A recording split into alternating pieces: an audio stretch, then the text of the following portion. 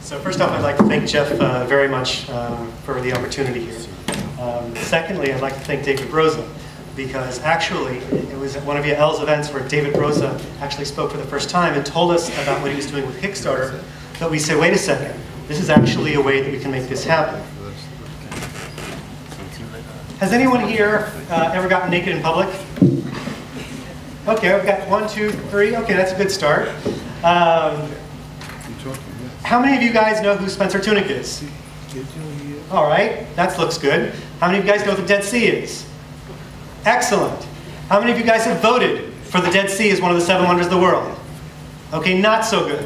If everyone can please pick up their phone and text in to 2244 the words Dead Sea and vote for the Dead Sea as one of the 7 wonders of the world.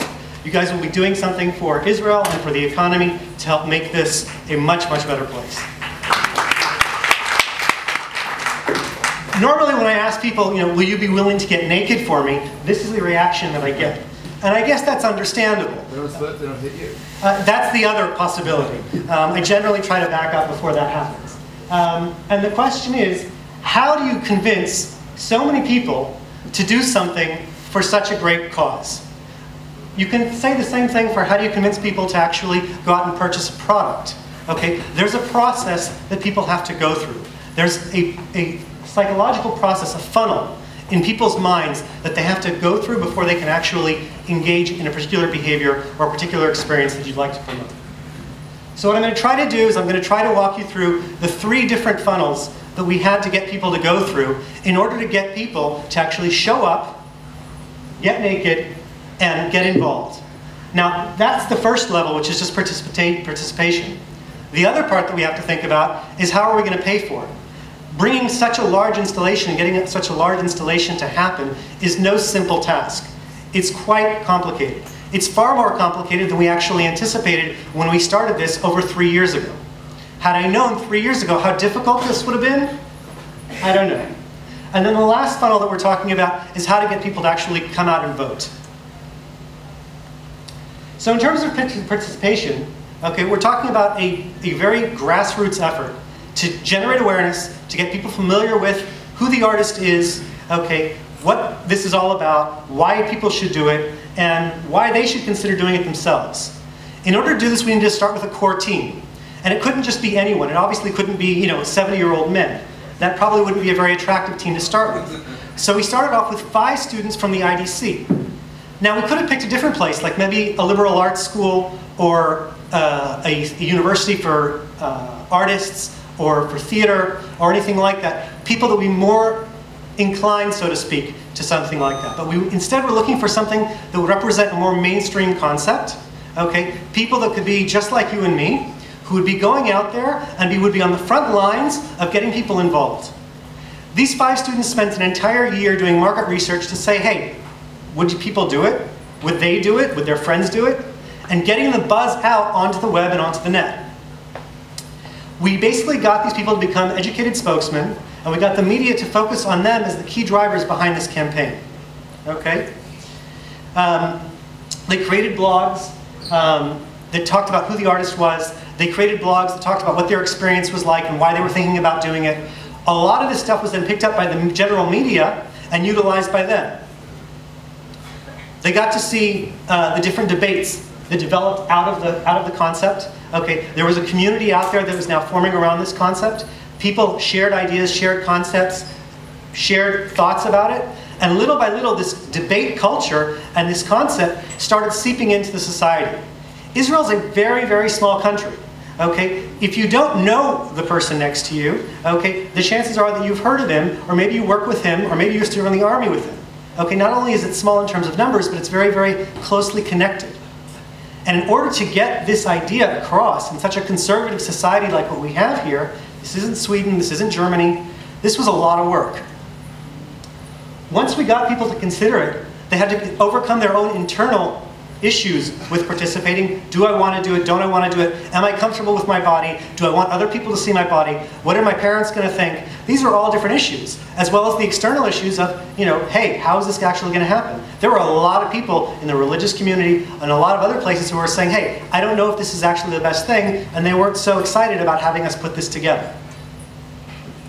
We need people to actually take action, okay? They need to go out there and actually do something. So we got people to be evangelists, to get them to convince their friends, okay? And then from there, we actually got them to go online, go onto Kickstarter, and start donating, even if it was $1 or $10, or just saying, hey, I like it, and sending it to their friends, okay? That was the first stage of commitment. Over 4,500 people actually signed up to participate in the event. Because of the police, we only had room for 1,200 people. We had far more people that were interested in this than we initially thought possible. We were hoping for maybe 500 people to come, okay? So we were so successful in terms of our strategy of getting the message out and getting people involved and getting people engaged that we were thrilled. There are lots of causes out there. There are lots of problems out there. And the biggest issue is, how do you rise above the noise? How do you make enough noise, and how do you stand out enough that people take your cause seriously? That they think that, hey, this is something that I want to support. This is something I want to take my time and dedicate my energies and my efforts to make this happen. So one of the things that we thought of initially was, we said we needed to come up with a really good marketing materials, and we needed to come up with really good salesmen. Well, I told you how we got people to be salesmen, but there's a problem with people. People work at certain hours of the day. And if people are volunteers, they work much less hours during the day. How do you get salesmen that are actually out there working for you 24 hours a day, 7 days a week? What we came up with was, we said, let's create a video. And we used this video on YouTube, we used this video on Kickstarter, and because of this, we raised over $116,000 on Kickstarter, one of the top 20 all-time performing campaigns on Kickstarter.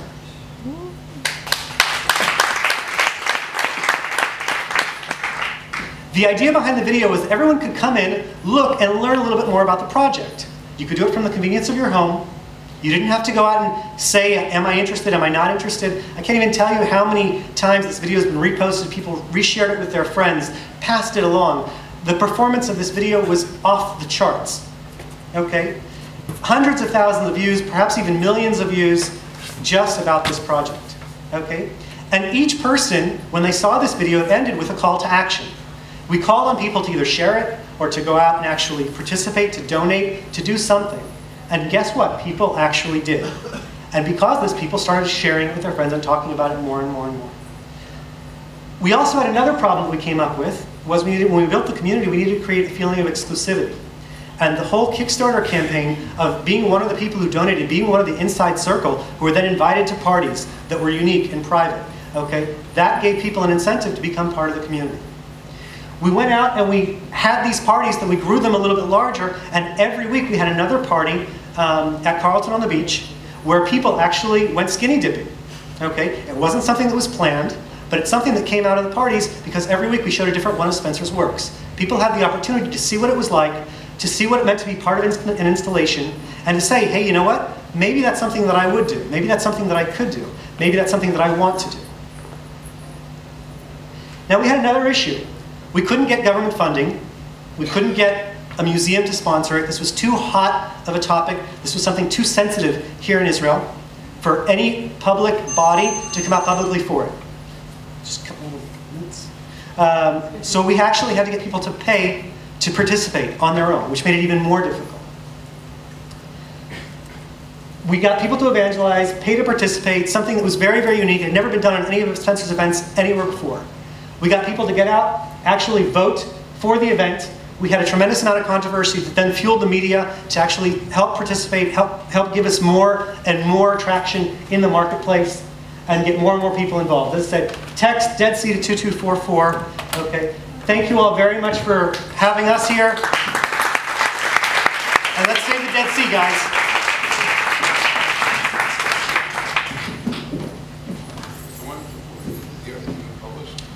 So the first shot photo has actually been published. It's up there now.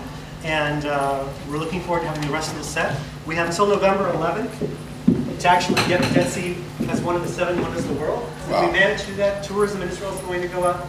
We're going to have an increase in the economy for the lowest sectors, cab drivers, waiters, waitresses, everybody else. So, thank you for being passionate about getting people naked. Wow.